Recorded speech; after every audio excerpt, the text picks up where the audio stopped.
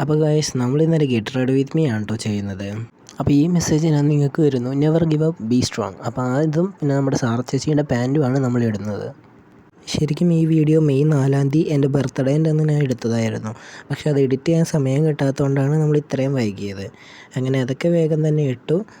നമ്മൾ ബർത്ത്ഡേൻ്റെ അന്നിട്ടത് ഒറ്റമിക്കതും പുതിയത് തന്നെയാണ്. ഷർട്ടായാലും പാൻറ്റായാലും ഇനിയിപ്പോൾ ചെരുപ്പായാലും പുതിയത് തന്നെയാണ്. പിന്നെ കൈയൊക്കെ വേഗം തന്നെ നമ്മൾ മടക്കി വെച്ചു. അങ്ങനെ ഇതാണ് എൻ്റെ പുതിയ ഇരിപ്പ്. എങ്ങനെയുണ്ടെന്നൊന്ന് കമൻറ്റ് ചെയ്ത് പറയണേ. അപ്പോൾ ഇതാണ് എൻ്റെ ലുക്ക്.